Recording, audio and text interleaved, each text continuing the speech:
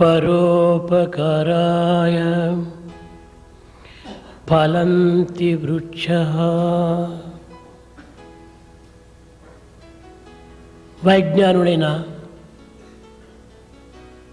వైద్యులారా, medical experts, వృక్షము స్వార్థరహితమైనటువంటి యొక్క భావముతో ఫలాపేక్ష లేకుండా, ప్రతిఫలాపేక్షను కోరకుండా తనను బాధించినటువంటి వారికి కూడాను ఫలమునిచ్చి చల్లని ఛాయచే వారి హృదయమును చల్లబరుస్తూ ఉంటుంది. the tree with the spirit of selflessness, with no expectation of anything in result, it gives the shade and the fruit to all those that even hurt it. పరోపకారాయ వహంతి నత్యః. పరోపకార నిమిత్తమై ఫలాపేక్ష లేకుండా జలము సర్వుల యొక్క దాహమును తీర్చటమే కాక దేహమును కూడాను పరిశుద్ధపరుస్తూ వస్తుంది. The water similarly is selfless. It quenches the thirst and even helps to cleanse the body. పరోపకారాయ దుహంతి గాయః. ఎట్టి స్వార్థము లేక పరార్థము చేత పవిత్రమైన క్షీరమును ప్రజలకు అందించి నిస్వార్థమైనటువంటి జీవితాన్ని గడుపుతుంది గోవు. It's again here, the cow that leads the selfless life, not expecting anything in return, it gives sacred milk to nurture the body. పరోపకారాయ ఇదం శరీరం.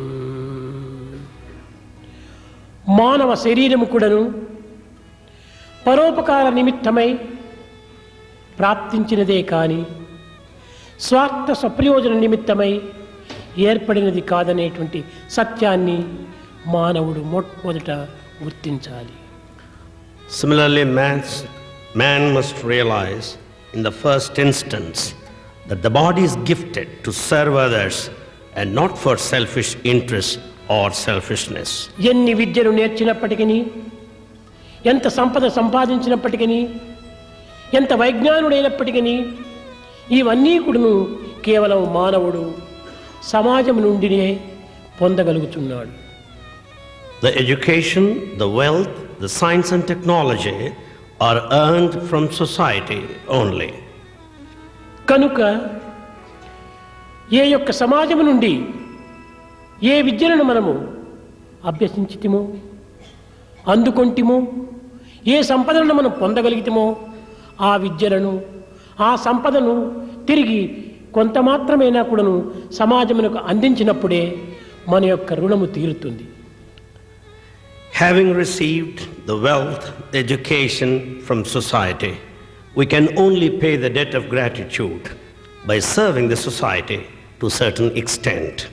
దీనిని మానవుడు తన యొక్క కృతజ్ఞతను చెప్పుకునే నిమిత్తమై ఈ పవిత్రమైనటువంటి ఆదర్శాలను భారతీయులు అందిస్తూ వచ్చారు. Bharatiyas have taught the lesson of gratitude to the entire humanity this way.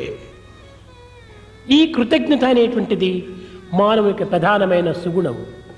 The gratitude is the virtue of mankind. కృతజ్ఞతనే లేకుండినా క్రూర మృగముల కంటే జీవితము వ్యర్థమనే చెప్పవచ్చు. The one with ingratitude is worse than wicked beast and animal. కనుక ఈనాటి మానవుడు అనేక విద్యలను నేర్చుతున్నాడు. Man is acquiring various forms of knowledge. అనేక విధములైనటువంటి యొక్క సంపదను అందుకోగలుగుతున్నాడు. he is also earning wealth in various forms. ఈ విద్యను నేర్చినటువంటి ప్రతి విద్యార్థి కూడాను జగత్తునకు ఏమాత్రమైన సహాయం చేయగలుగుతున్నాడా? The student who acquires all the knowledge, is he able to help the society anyway? ఈ సమాజమునకు సహాయం చేయలేనటువంటి ఒక విద్యలు వ్యర్థమే కదా.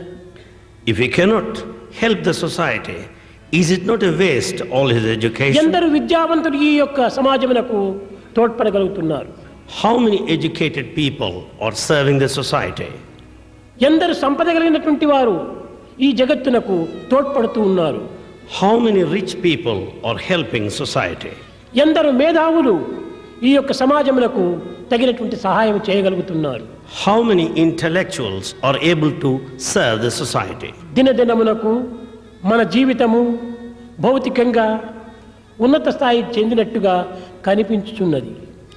Day by day, our life standard appears to be superior. వైజ్ఞానికంగా మానవుడు ఎంతో ప్రగతిని సాధించినట్టుగా తోస్తూ ఉంది. It appears that man has progressed in science.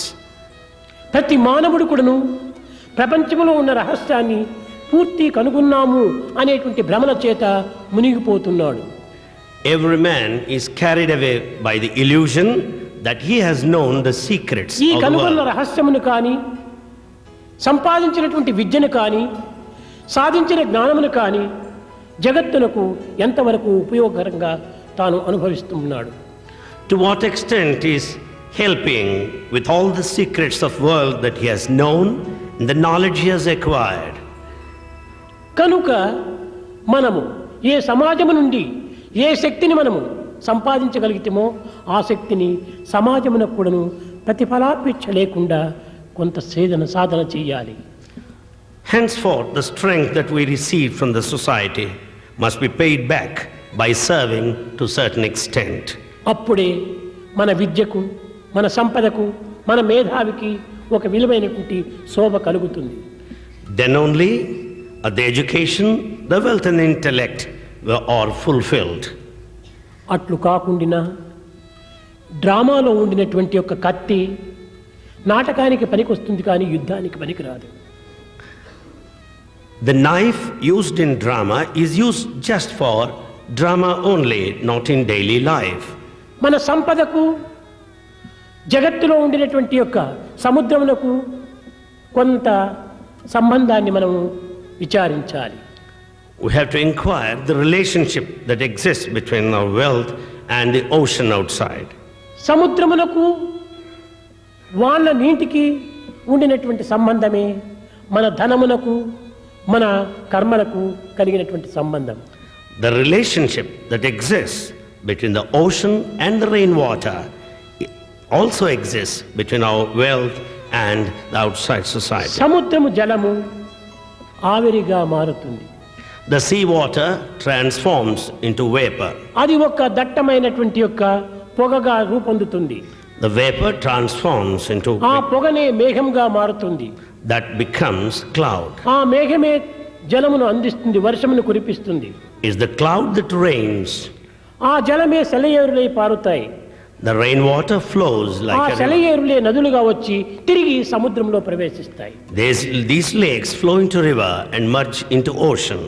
అదే విధముగానే ధర్మము నుండి మనము కొంత కర్మను ఆచరిస్తూ రావాలి. Similarly, out of this dharma, the righteousness, we should resort to ఈ action. ధర్మమే ఒక సముద్రము. This righteousness is an ocean. ఈ సముద్రమనే ధర్మము నుండి క్రియారూపమైనటువంటి యొక్క మేఘములుగా మనం రూపొందాలి.